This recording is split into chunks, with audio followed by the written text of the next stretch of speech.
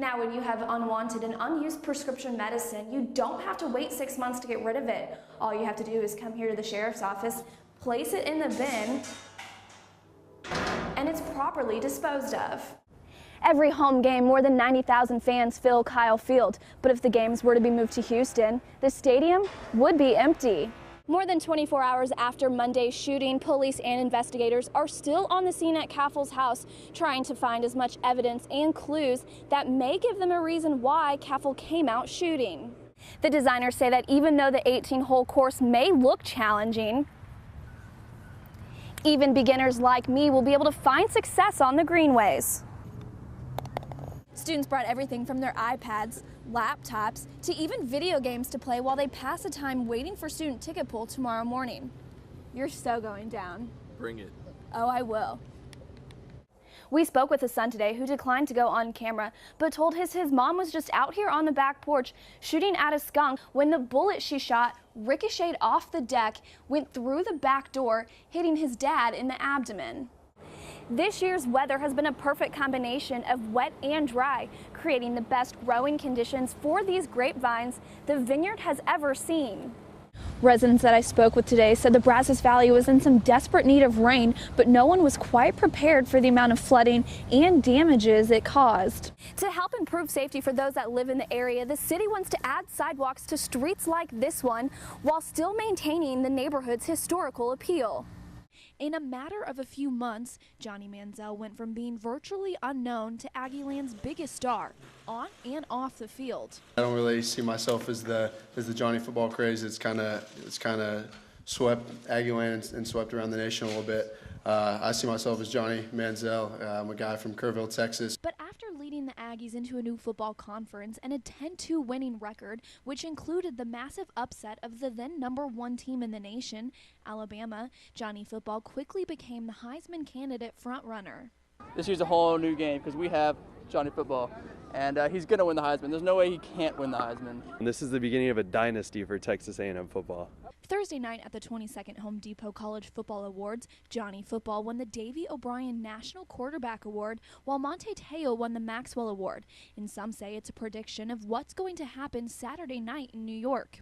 It's almost like a consolation prize with the Maxwell Award. Only 2 of the last 12, being Cam Newton and Tim Tebow, were the only 2 that won both awards, and within the last 12 years. So that's why I think Johnny has a great shot of winning the Heisman. That is a great sign. It's the best quarterback. He's the best candidate. I think he can win. And when asked about his chances at winning the Heisman in his first media interview earlier this month, Manziel said it would be a dream come true. It's so surreal for me to be even mentioned in the same category, in the same sentence as a Heisman Trophy. It's a dream come true. And if Johnny football wins, he'll not only be the first freshman to ever win the Heisman, he'll also be the second Central Texas football player in a row to bring home the trophy after RG3 at Baylor. In Aggieland, Lauren Holman reporting. 30-year-old Sergeant Monte Bernardo and his family thought they were coming to Kyle Field Saturday to be recognized as part of A&M's Military Appreciation Day. But little did Sergeant Bernardo know he was about to become the star of the halftime show. It's my distinct pleasure to announce that this home is going to Sergeant Monte Bernardo, who was badly wounded fighting for his country in Afghanistan. Operation Finally Home, a non-profit organization that provides custom-made, mortgage-free homes to our wounded and disabled veterans, partnered with the King Oaks community in Bryan College Station to donate a home to Sergeant Bernardo and his family. This is something he earned on the battlefield. He decided to take an oath, stand on a wall, and defend all of us. And if anybody deserves the American dream, is these young men and women. Sergeant Bernardo was badly wounded by an IED on the 4th of July during his second deployment to Afghanistan. He lost both his legs and his left hand. I'd do it again in a second. I wouldn't go back on it. It's that feeling of, patriotism, I guess. Now, thanks to generous donations, Operation Finally Home and King Oaks will not only give Sergeant Bernardo an all-expenses-paid home, but a sense of normalcy and a chance at a new beginning. Makes me feel good inside. Like I said, it made it worth fighting.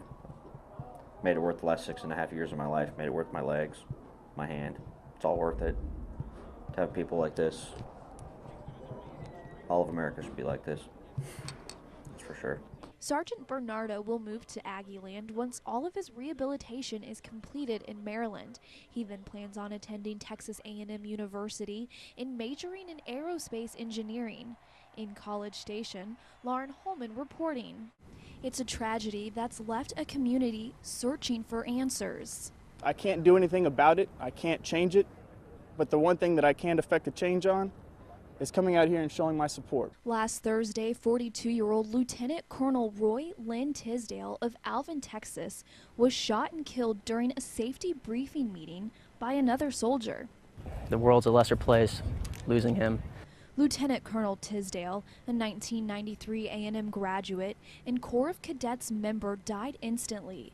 He served 2 tours of duty, both in Iraq and Afghanistan, and was a decorated soldier, earning 3 Purple Hearts and the Bronze Star, just to name a few.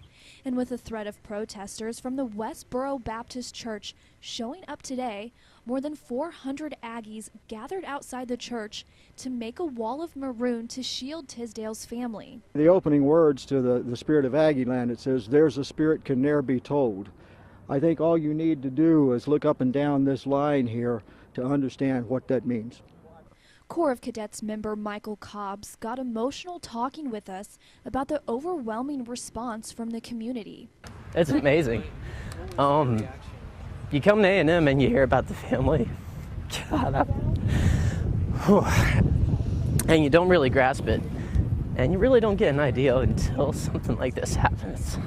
Immediately following the funeral, Lieutenant Colonel Tisdale was laid to rest in the Aggie Field of Honor. He leaves behind a wife and 2 children. The family asks in lieu of flowers that you make a donation to help his children pay for college. If you'd like to find out how you can donate, head to our website. In College Station, Lauren Holman reporting. Dressed in full gear, these firefighters look like they're ready to battle a blaze. But there's no fire in sight. Instead, they're climbing 110 stories that symbolize the Twin Towers. We're doing the September 11th Memorial Stair Climb. Firefighters and police are climbing these stairs for a purpose today as they remember those lives lost in the World Trade Center 11 years ago. It's very important. It may not seem like it to everybody else, but we just kind of feel like we can do something, and this is what we can do to honor them. And each emergency responder was given a card with the name and photo of someone who never made it out.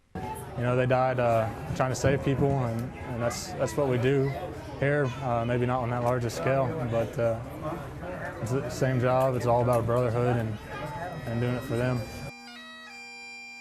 In Bryan, Lauren Holman reporting.